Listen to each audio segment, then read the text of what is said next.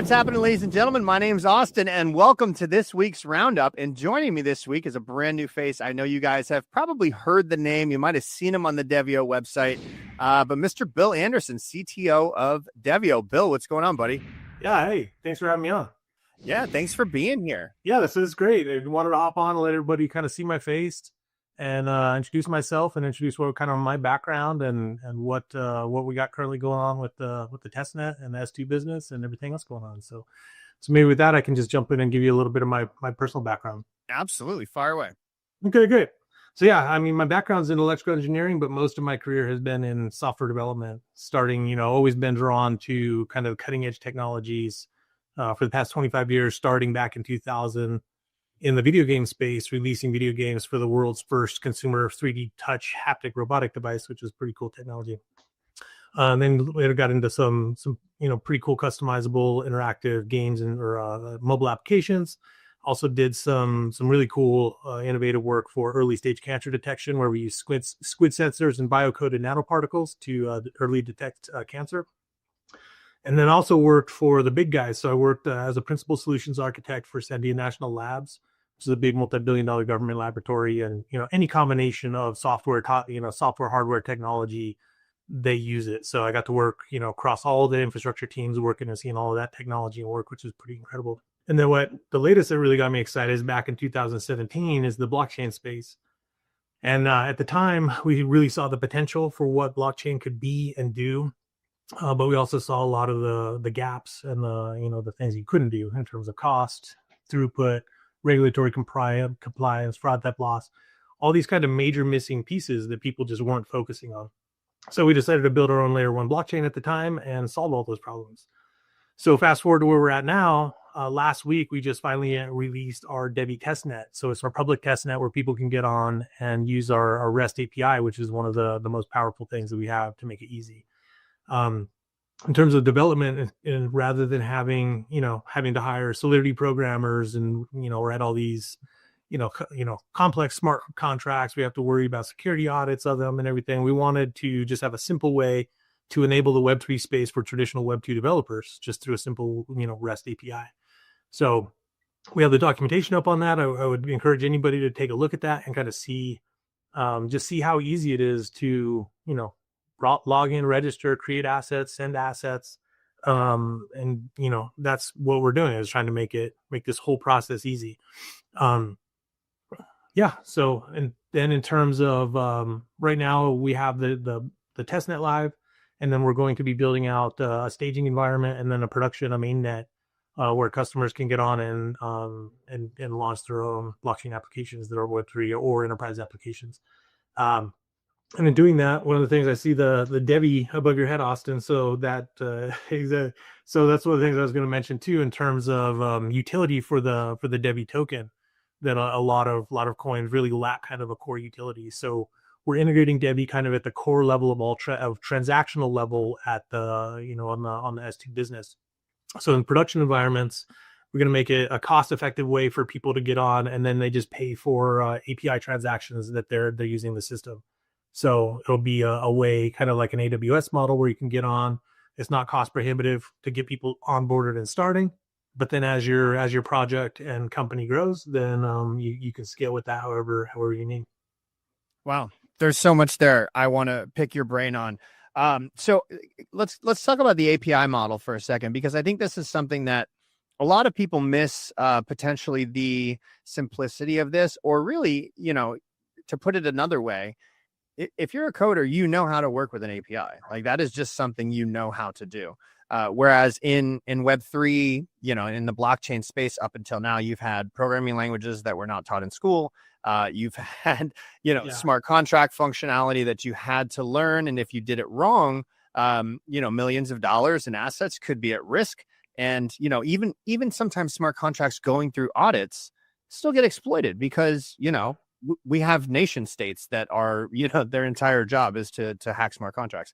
And so, fast forward to what we're talking about here, it's that traditional Web 2 development can now plug into blockchain without the need to really relearn anything, with the exception of, the API calls. Am I correct in saying that? Yeah. Yeah, and the API calls are all straightforward and pretty basic, and it just allows a lot of functionality that you just can't do on other systems. And like to give you an idea of if somebody wants to come in and support an RWA, a real world asset, right? So let's say copper, for example.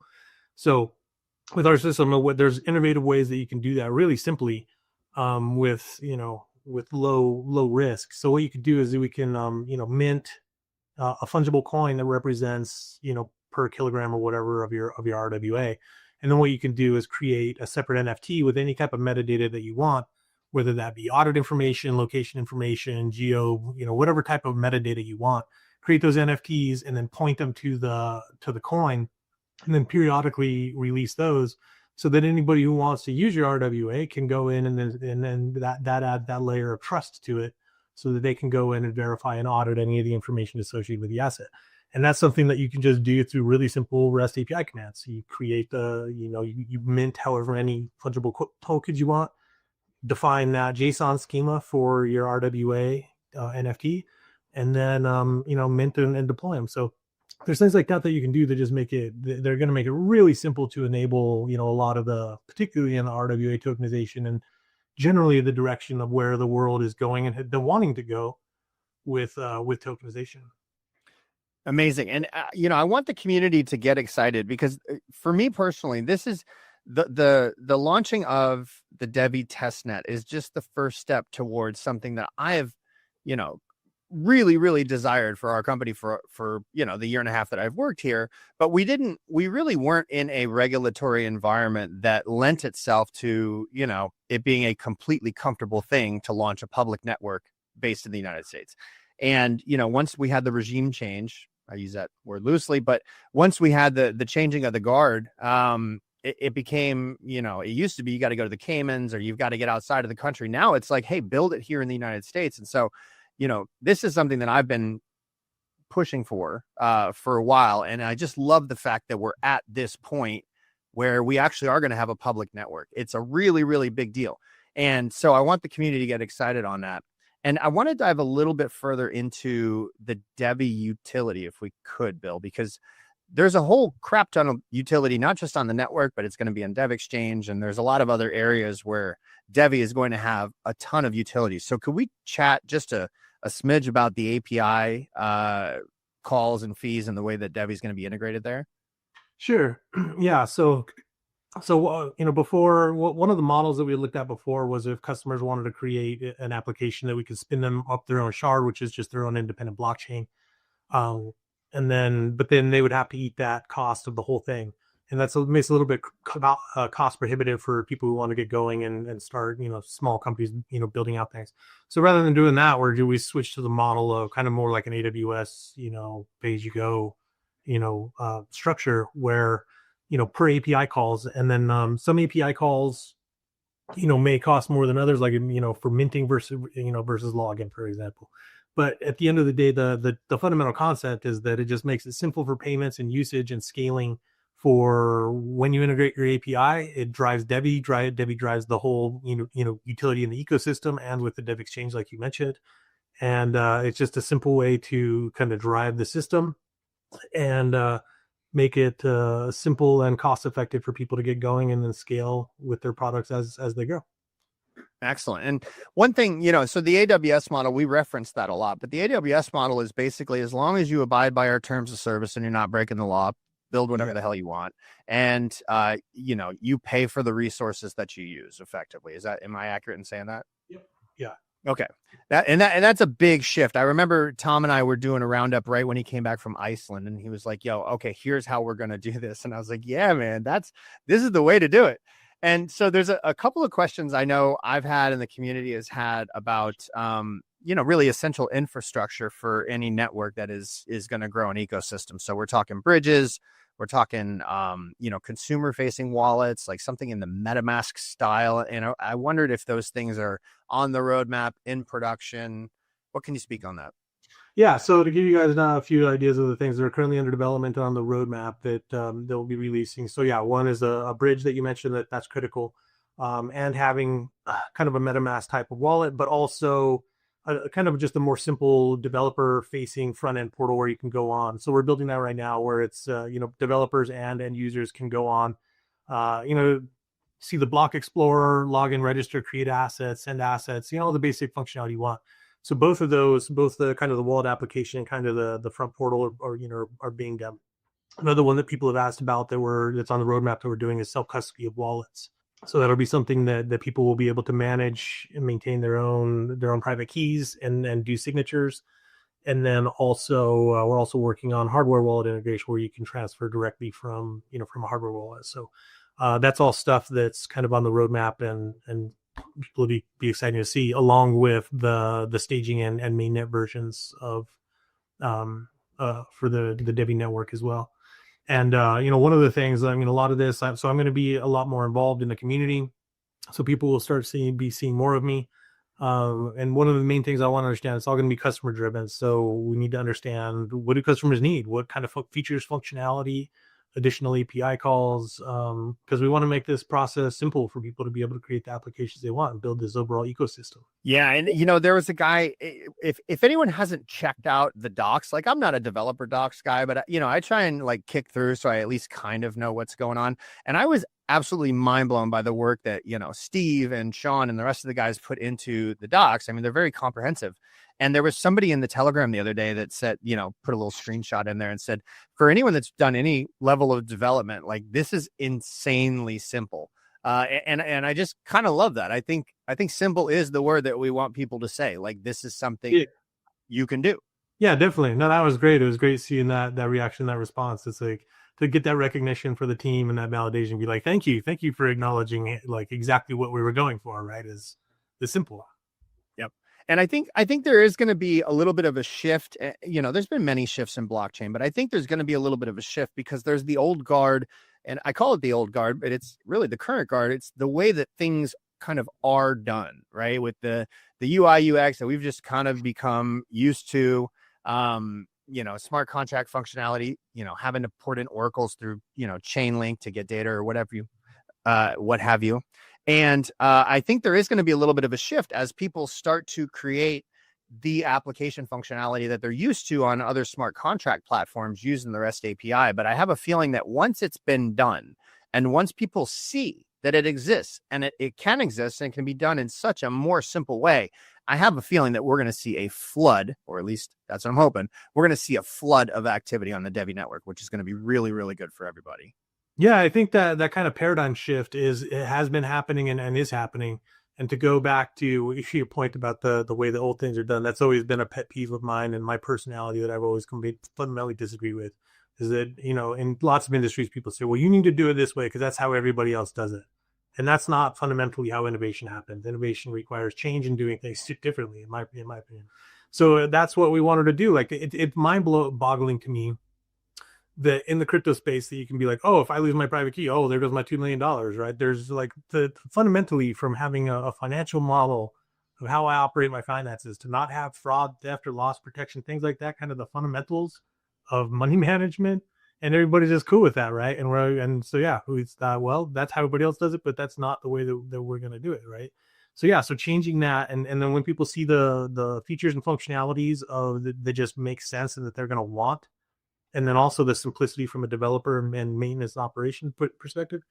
Yeah, I do see that kind of paradigm shift in the space, and I do hope that people can spread the word and and see how easy and powerful it is to use what we're building for people.